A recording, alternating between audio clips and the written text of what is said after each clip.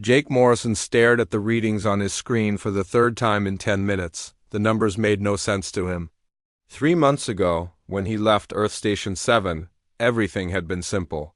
He was captain of the mining ship New Horizon, and his job was to find rocks in space that contained valuable metals. It was boring work, but it paid well and kept him away from the crowded cities back on Earth. Now, he was looking at something that his ship's computer could not explain. 2 days ago, a strange signal had reached his ship. It was not like the normal radio messages that ships sent to each other. The signal was different. It used patterns of energy that Jake had never seen before. His ship's artificial intelligence system, which he called Lucy, had been working day and night to understand what the signal meant. Lucy was good at her job. She could translate most alien languages that humans had discovered. She could solve complex math problems in seconds. She could even predict when parts of the ship might break down, but this signal was giving her trouble. Jake watched as she ran the same calculations over and over, trying to find a pattern that made sense. "Captain Morrison," Lucy said through the speakers in his small cabin. Her voice sounded tired, which was impossible since she was a computer. "I believe I have decoded the message." Jake sat up in his chair. "What does it say?" "It is a distress call from beings who call themselves the Keflari Federation. They have been stranded on a moon for 47 days. Their ship crashed during an emergency landing. Their life support systems are failing. They estimate they have supplies for 10 more days at most." Jake felt his stomach drop. 47 days was a long time to be stranded anywhere, especially on a dead moon with no help coming. "Where are they?" "I am sending the coordinates to your navigation system now," Lucy replied. "The location is approximately 8 days travel time if we push our engines to maximum speed." Jake pulled up the star charts on his main screen. The coordinates showed a small moon orbiting a gas giant in a system he had never heard of. It was far from any major shipping lanes. It was the kind of place where a ship could crash and never be found. "Lucy, have any other ships responded to this distress call?" "I have been monitoring all communication channels in this sector. No other vessels have acknowledged the signal. It appears we are the only ship in range to receive it." That made Jake's decision harder. If there were other ships closer to the stranded aliens, he could continue with his mining mission and let someone else handle the rescue. But if he was the only one who could help them, things became complicated. Jake looked at his mission orders on the screen. The mining company that employed him had very strict rules about changing course. He was supposed to survey a specific asteroid belt and return with samples. If he left now to help the aliens, he would be breaking his contract. He might lose his job. He might even face legal trouble, but 10 days was not much time. If the aliens were telling the truth about their supplies, they would be dead before any other help could reach them. Jake tried to think of other options, but none of them were good. The nearest human patrol ship was weeks away. The aliens' own people were even farther. Jake had never met an alien before. Humans had only made contact with a few other species in the galaxy, and most of those relationships were not friendly. Some alien races thought humans were too aggressive. Others thought humans were too unpredictable. There had been several small wars between human colonies and alien settlements. The Keflari Federation was one of the few alien governments that had agreed to peaceful contact with humans. They had signed treaties about trade and communication. But Jake had never seen a Keflari in person. He did not know what they looked like or how they behaved. For all he knew, this could be some kind of trap. "Lucy, can you verify that this message is real?" "I have analyzed the signal patterns and energy signatures. The message appears to be genuine. The distress call contains technical information about their ship's systems that would be difficult to fake. Also, the signal is getting weaker each day, which suggests their power is running low." Jake made his decision. He could not ignore people who were dying, even if they were not human. His father had been a rescue worker back on Earth, and he had taught Jake that helping others was more important than following rules. If Jake let these aliens die because he was afraid of breaking his contract, he would never forgive himself.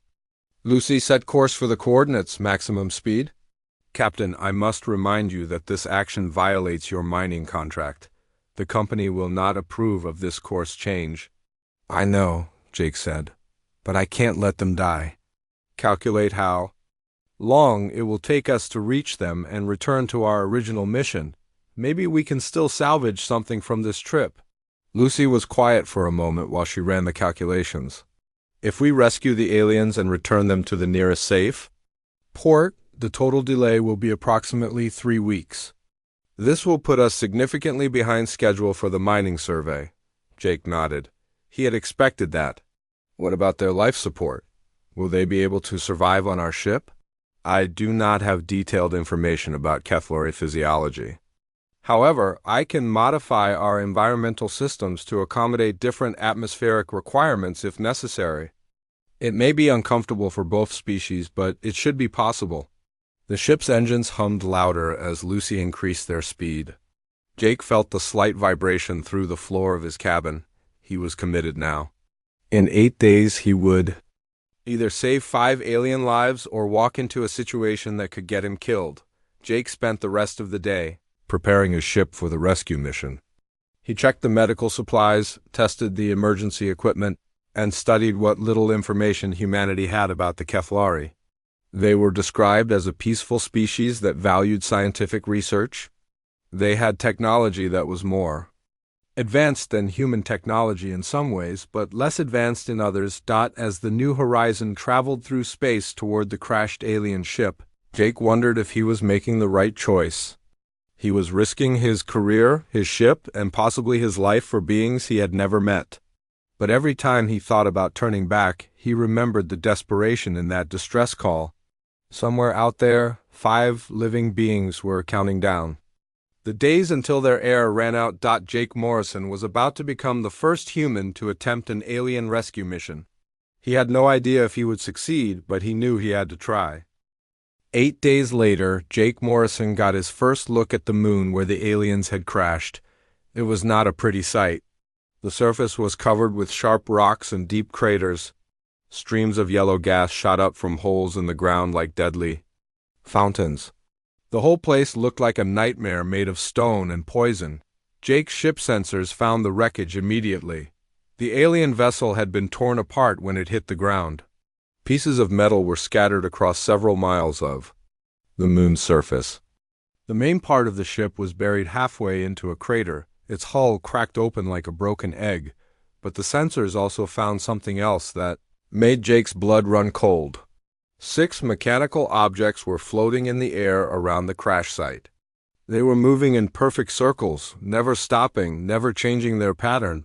Lucy identified them as automated defense drones. "Captain," Lucy said through the speakers, "those drones are armed with energy weapons. They appear to be programmed to attack any vessel that approaches the crash site." Jake stared at the readings on his screen. The drones were small, but their weapons were powerful enough to destroy his mining ship if they got close enough. "Can we communicate with the survivors?" "I am detecting a weak signal from the wreckage. Let me try to establish contact." A few minutes later, Jake heard a voice speaking through his ship's communication system. The voice was translated by Lucy, but Jake could tell it originally sounded very different from human speech. It was deeper and had strange pauses in unexpected places. "This is Research Leader Veltar of the Keflari Federation." "Who is speaking?" "My name is Jake Morrison. I'm a human. I received your distress call 8 days ago. I'm here to help you." There was a long pause. Jake wondered if the translation system was working correctly. Finally, Veltar spoke again. "A human responded to our call? We have been broadcasting for 47 days. None of our own people have answered. You came all this way to help us?" "Yes," Jake said. "How many survivors are there?" 5 of us remain alive. Our life support will fail in approximately 60 hours. But there is a problem. Our ship's security system was damaged in the crash. The defense drones think any approaching vessel is hostile. They will attack you if you try to land." Jake looked at the drones circling the crash site. They were designed to protect the alien ship, but now they were preventing any rescue attempt. "Can you turn them off?" "We have tried for weeks. Our control systems are too badly damaged." "The drones are running on emergency programming. They will not listen to our commands. Jake felt frustration building in his chest. He had traveled for 8 days to reach these aliens, and now he could not get close enough to help them. The drones would destroy his small rescue shuttle before he could land. "What kind of weapons do the drones have?" Jake asked. "Energy pulse. Cannons. They are designed to disable attacking ships. But your human vessels are not as heavily armored as ours. The weapons will destroy your ship." Jake studied the drone patrol patterns on his screen. They were moving in predictable circles, but they covered every possible approach to the crash site. There was no way to sneak past them. Then Jake had an idea. His ship was not a warship, but it was designed for dangerous work. Mining ships needed powerful tools to break apart asteroids and move heavy rocks. Maybe he could use those tools in a different way. "Lucy, what weapons do we have?" "We do not have traditional weapons, Captain. However, we do have industrial cutting lasers, magnetic grappling systems, and explosive charges for asteroid mining." Jake smiled for the first time in days. Might be enough. Can you analyze the drone's construction?" Lucy scanned the mechanical objects floating around the crash site. They appear to be standard security drones. Their armor is designed to resist energy weapons, but they are vulnerable to physical impact and electromagnetic interference. Jake began forming a plan. It was dangerous and probably stupid, but it was the only chance the aliens had. He would have to get close enough to the drones to disable them one by one. His mining tools were not designed for combat, but they might work if he was creative. "Veltar, I'm going to try to disable the drones. It might take a while." "How much time do you have?" "Less than 3 days. Our air recycling system is failing faster than we calculated. We also have injured crew members who need medical attention." Jake felt the pressure of time weighing on him. 3 days was not much time to figure out how to fight 6 armed drones with mining equipment, but he had to try. Jake spent the next 6 hours preparing his ship for combat. He modified the cutting lasers to have a wider beam that could overload the drone's sensors. He programmed the magnetic grappling arms to grab and hold the mechanical devices. He even loaded the mining charges with remote detonators in case he needed to destroy a drone that got too close. The first attack almost ended in disaster. Jake approached the crash site in his mining ship, moving slowly to avoid triggering the drone's weapons. When he got within range, he fired the cutting laser at the nearest drone. The beam hit the machine's sensor array and blinded it temporarily. Jake used the magnetic grappler to grab the confused drone and pull it away from the others, but the other 5 drones immediately turned toward Jake's ship. Energy bolts flashed through space around him as he struggled to control the captured drone. One blast hit his ship's hull and overloaded several systems. Warning lights flashed on his control panel. "Hull breach in Section 4, Lucy reported. Emergency repairs are needed." Jake wrestled with the controls as more energy bolts flew past his ship. He managed to reprogram the captured drone's computer system and sent it flying away from the crash site. 1 down, 5 to go. The second drone was harder to catch. It had learned from watching Jake's first attack. It stayed farther away and fired more accurately. Jake had to use a mining charge to damage its armor before he could grab it with the magnetic grappler. The third and fourth drones attacked together. Jake found himself fighting 2 enemies at once while his ship's hull took more damage. He was running out of spare parts and emergency air, but he managed to disable both drones by ramming them with chunks of asteroid rock that he grabbed with his mining equipment. The 5th drone was the most dangerous. It had adapted to all of Jake's tactics and was firing at his ship's engines. Jake realized he could not capture this one safely. Instead, he used his ship's emergency escape pods as decoys. While the drone was shooting at the empty pods, Jake got behind it and destroyed it with a mining charge. The last drone was hiding behind a piece of the crashed alien ship. Jake had to be very careful not to damage the wreckage where the survivors were hiding. He spent 2 hours playing a deadly game of hide and seek with the mechanical guardian before finally disabling it with a precisely aimed laser shot. When the last drone powered down, Jake was exhausted and his ship was badly damaged. But the way to the crash site was finally clear. He could land his rescue shuttle and meet the aliens face to face. Jake Morrison put on his environmental suit and prepared to leave his damaged ship. The rescue shuttle was barely working after the fight with the drones, but it would get him to the crash site. As he flew toward the wreckage, he wondered what the aliens would look like. He had seen pictures in the diplomatic files, but meeting them in person would be different. The crashed ship was bigger than it had looked from a distance. Even broken and buried in the crater, it was twice the size of Jake's mining vessel. The hull was made of a strange metal that seemed to change color in the dim light. Jake could see holes where the impact had torn through the ship's armor. Jake landed his shuttle near what appeared to be the main entrance to the surviving section of the ship. He checked his suit's life support systems and stepped outside onto the moon's surface. The gravity was lighter than Earth normal, making each step feel like a small jump. A section of the ship's hull suddenly opened, and Jake got his first look at an alien. Veltar was taller than a human, with long arms and legs that seemed too thin. His skin was pale blue and covered with small scales that reflected light like fish scales.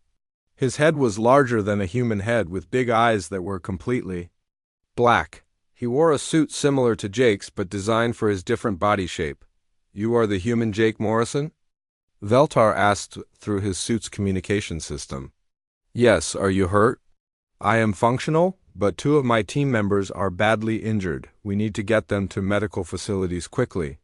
Jake looked past Veltar into the ship and saw 4 other aliens. 2 of them were lying on makeshift beds, barely moving. The other 2 were trying to care for the injured ones with damaged medical equipment. "My ship has a medical bay," Jake said. "But I need to warn you about something. Human ships are designed for human biology. The air we breathe might be poisonous to you. The temperature might be too hot or too cold.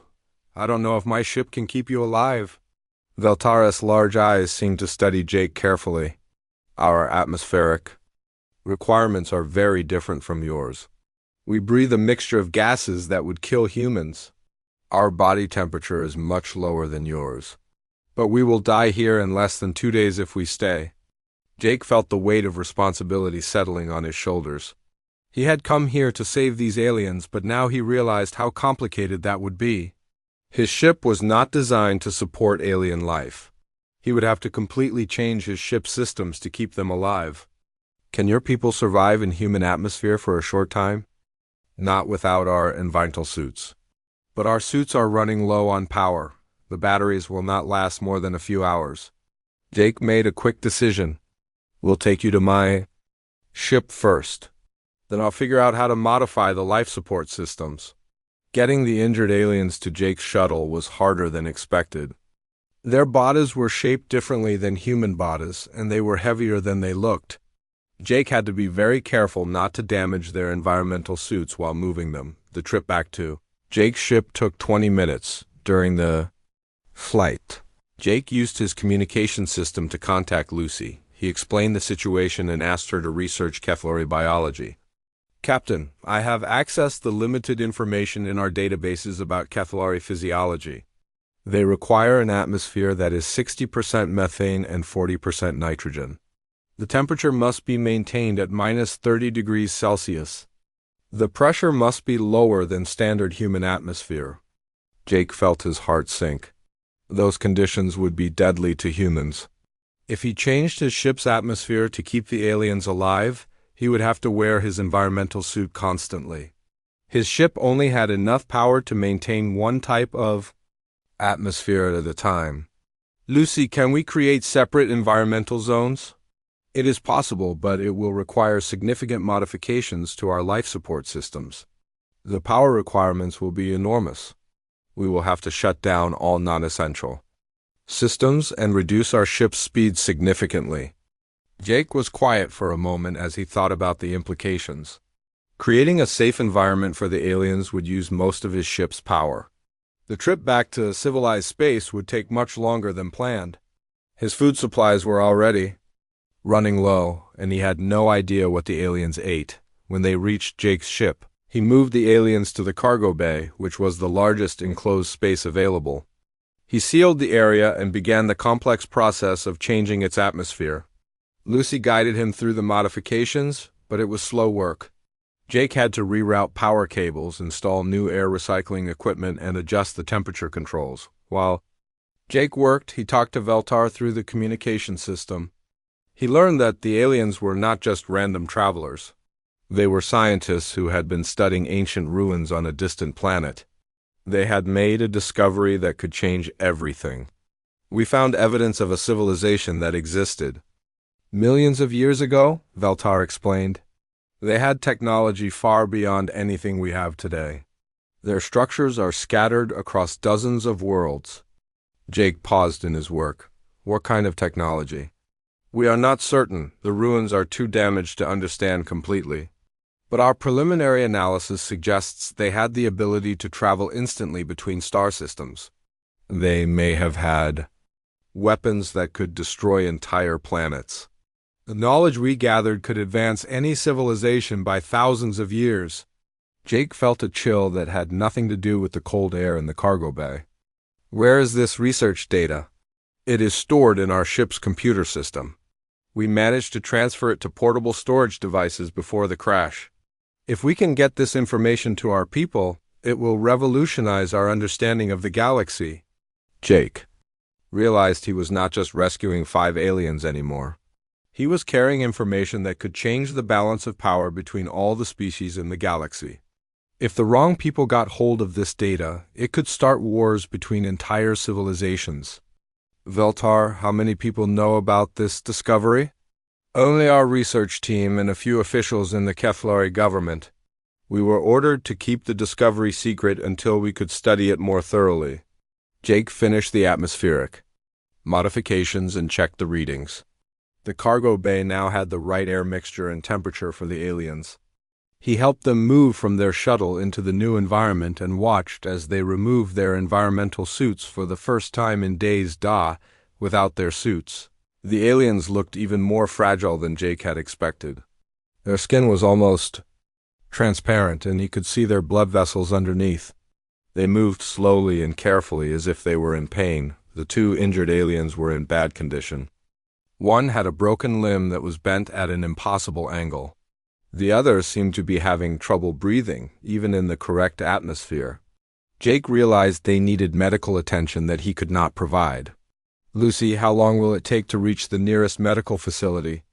Given our reduced power and the need to maintain dual life support systems, approximately 3 weeks. Jake looked at the injured aliens and wondered if they would survive that long. He was facing an impossible choice. He could push his ship harder and risk everyone's lives, or he could take his time and watch the injured aliens slowly die. But there was another problem Jake had not considered. The research data that Veltar's team carried was valuable enough to kill for. If other ships detected his vessel and realized what he was carrying, they might try to take the information by force. Jake was not just responsible for 5 alien lives anymore. He was potentially holding the future of the galaxy in his hands. The journey back to civilized space was harder than Jake had expected. His ship was not designed to support 2 different forms of life at the same time. The power systems were working at maximum capacity just to keep everyone alive. Every day brought new problems that Jake had to solve with whatever materials he could find. The first major crisis came on the 3rd day. Jake discovered that human food was poisonous to the Kethlari. The aliens needed nutrients that did not exist in human meals. Veltar explained that his people ate a type of algae that grew in methane-rich environments. Without it, they would slowly starve to death. Jake spent hours in the ship's small laboratory, trying to create artificial algae using the basic chemicals in his emergency supplies. Lucy helped him analyze the molecular structure of Kethlari food and guided him through the complex process of synthetic biology. After many failed attempts, Jake managed to create a paste that the aliens could digest. It did not taste good, but it would keep them alive. The second crisis was even more serious. Jake's own food supplies were running dangerously low. He had planned for a solo mining mission, not for feeding himself while supporting 5 aliens for weeks. He began rationing his meals, eating only once per day to make his supplies last longer. Valtar noticed that Jake was getting thinner and weaker. Through their daily conversations, a friendship was forming between the human and the alien researcher. Valtar shared stories about his homeworld, where vast cities were built inside mountain ranges to protect them from the methane storms that swept across the planet's surface. Jake told Valtar about Earth with its blue skies and green forests that seemed impossible to the alien scientist. "Your people live under an open sky?" Valtar asked one day. "Are you not afraid of the radiation from your star?" "We like the sunlight," Jake explained. "It helps plants grow. It makes us feel happy. Don't you ever want to see the sky on your world?" "The sky on my world would kill you in seconds. The pressure would crush your body and the gases would burn your lungs. But sometimes I watch recordings of your Earth skies. They are beautiful, even if I do not understand how anyone could survive under them." These conversations helped pass the long days, but they could not solve Jake's biggest problem. His ship was traveling much slower than normal because of the power drain from the dual life support systems. What should have been a 2-week journey was stretching into a month. Jake worried that his food would run out before they reached safety. On the 10th day, Jake's sensors detected another ship approaching. It was much larger than his mining vessel and was moving fast. Jake tried to identify the ship using his computer databases, but the design was unfamiliar. Lucy analyzed the ship's energy signatures and delivered bad news. "Captain, the approaching vessel appears to be a hegemony warship. They are requesting permission to board us." Jake felt his stomach drop. The hegemony was a military alliance of several aggressive alien species. They had been expanding their territory by force, taking over planets and enslaving weaker civilizations. Humans had fought several small wars against hegemony forces in the past few years. "Jake Morrison," a voice said through the communication system. "This is Commander Ryan Walsh of the hegemony ship Iron Fist. We know you are carrying Kethlari survivors. We demand to inspect your vessel and question your passengers." Jake realized that Commander Walsh was human. There were some humans who had joined the hegemony in exchange for advanced technology and military protection. These humans were considered traitors by most of Earth's government. "This is a civilian rescue mission," Jake replied. "I'm taking injured aliens to medical facilities. You have no authority to board my ship. We have reports that your passengers are carrying classified research data. That information is now considered a security threat to hegemony space. Prepare to be boarded, or we will take your ship by force." Jake looked at the readings on his screen. The hegemony warship had enough firepower to destroy his mining vessel in seconds. He was trapped between two impossible choices. He could surrender and let the hegemony take the research data, or he could fight and watch everyone die. Valtar had been listening to the conversation through the ship's communication system. "Jake, you must not let them have our research. The hegemony would use the precursor technology to conquer other worlds. Millions of people would die. But if I don't cooperate, they'll destroy us all," Jake said. "Then we will die with honor. At least the knowledge will die with us instead of being used for evil." Jake admired the alien's courage, but he was not ready to give up yet. He had an idea that might work, but it would require careful timing and a lot of luck. "Commander Walsh, I'm willing to cooperate, but my passengers are badly injured. If you board us with armed soldiers, the stress might kill them. Can we meet in neutral space where you can question them safely?"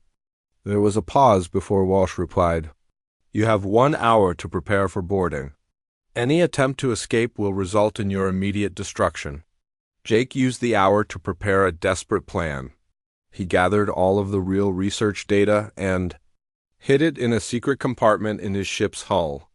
Then he created fake data files that looked important but contained nothing useful. He hoped that if the hegemony found the fake data, they would assume it was everything and leave without searching further. When the hegemony soldiers boarded Jake's ship, they were led by Commander Walsh himself. He was a tall man with cold eyes and a uniform covered in military decorations. He seemed to enjoy the power he held over Jake and the aliens. Where is the research data?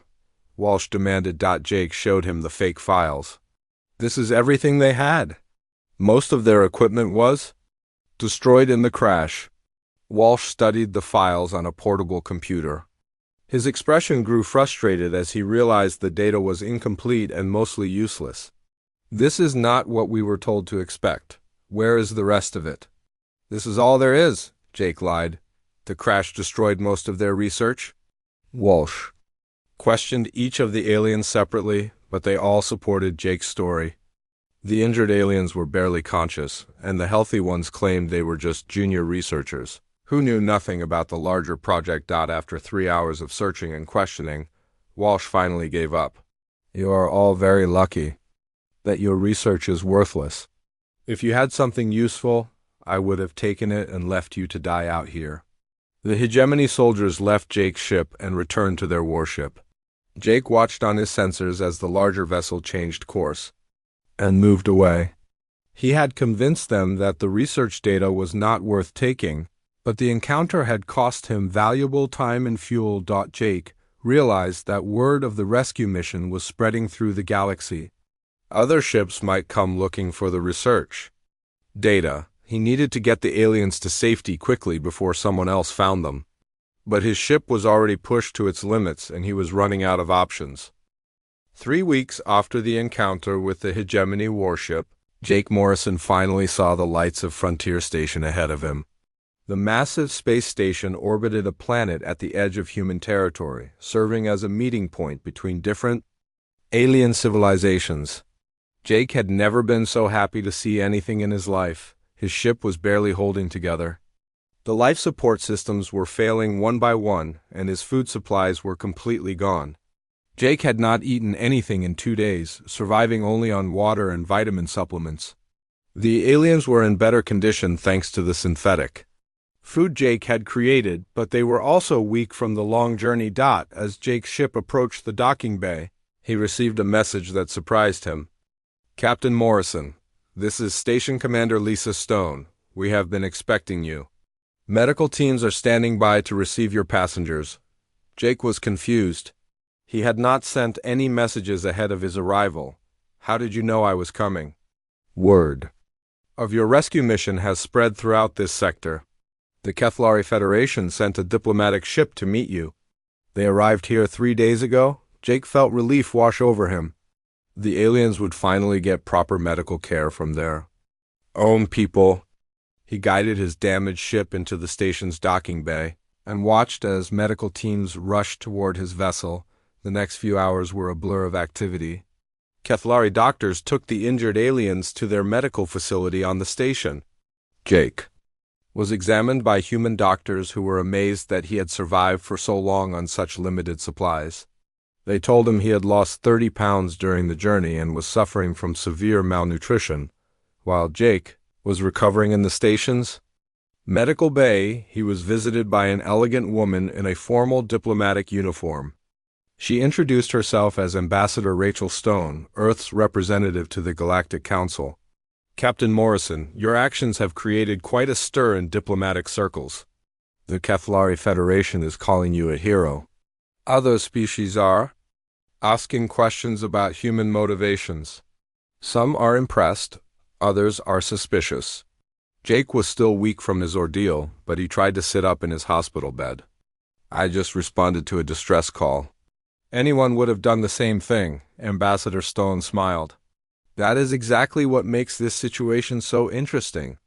The Kethlari had been broadcasting their distress call for weeks.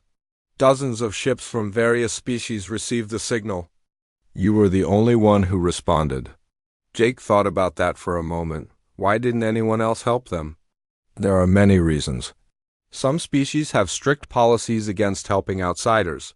Others were afraid it might be a trap. Some simply did not want to get involved in a situation that might cause political problems. But you risked your life, your career, and your ship to save people you had never met. Over the next few days, Jake learned how much his rescue mission had changed things. The Kethlari Federation had formally requested an alliance with humanity. They offered to share technology and scientific knowledge in exchange for mutual defense. agreements. Other alien species were reconsidering their opinions about humans. For years, many species have seen humans as aggressive and unpredictable, Ambassador Stone explained. They remember the wars we fought when we first expanded into space. They worry that we are too violent to be trusted. But your actions show a different side of humanity. You prove that humans will help others even when there is no benefit to themselves. Jake met with Veltar several times during his recovery. The alien researcher had fully healed from his injuries and was preparing to return to his homeworld. But before he left, he had an important conversation with Jake about the research data. The information we gathered about the precursor civilization is more valuable than we initially thought, Veltar said. Our scientists have studied the data during our time here. The technology described in those ruins could revolutionize space travel, energy production, and even medicine. Jake was sitting in the station's observation deck, looking out at the stars. What will your people do with it? That is what I wanted to discuss with you. The Keflari Federation has decided to share this research with humanity. We believe that your people's willingness to help others makes you the ideal partners for exploring these ancient sites. Jake was stunned. You're giving us access to technology that could change everything? We are proposing a joint expedition. Humans and Keflari working together to study the precursor sites. Your people have skills that we lack. You are good at solving practical problems under difficult conditions. We saw this when you fought the defense drones and kept us alive. During the journey, the joint expedition was approved by both governments within a week. Jake found himself appointed as the mission's logistics coordinator, despite his lack of formal scientific training. The expedition leaders said they needed someone who could think creatively and handle unexpected problems. 2 months later, Jake stood on the bridge of a new type of starship that had been built using both human and Keflari technology. The vessel was faster and more advanced than anything either species had created alone. It was designed specifically for exploring dangerous and unknown locations. Beside him stood Veltar, now serving as the expedition's chief scientist. The alien had become Jake's closest friend during the long planning process. They had learned to work together despite their different ways of thinking and problem-solving. Are you ready for this? Veltar asked as their ship approached the first precursor site. Jake looked at the ancient structures visible on the planet below. They were massive buildings that seemed to be made of crystallized energy rather than normal matter. They had been abandoned for millions of years, but they still glowed with mysterious power. I never thought I would be exploring ancient alien ruins, Jake said. 6 months ago, I was just a mining ship captain looking for rocks in space. 6 months ago, I was a researcher who thought humans were too dangerous to trust. Now I consider a human to be my closest friend. Sometimes the most important discoveries happen when we least expect them. The ship entered orbit around the planet, and Jake began preparing for the first landing mission. He thought about how a simple distress call had changed his entire life. He had started as a lone miner trying to make a living in space. Now he was part of a team that might uncover secrets that had been hidden since before any current civilization existed, but more importantly, Jake had learned something about the power of helping others. His decision to respond to that distress call had not only saved 5 lives, but had opened up new possibilities for cooperation between different species. It had shown the galaxy that humans could be trusted to do the right thing, even when it was difficult or dangerous. As Jake prepared to explore the mysterious ruins below, he realized that his real discovery was not about ancient technology or alien civilizations. It was about the simple truth that reaching out to help others, regardless of who they are or where they come from, can change the entire galaxy for the better.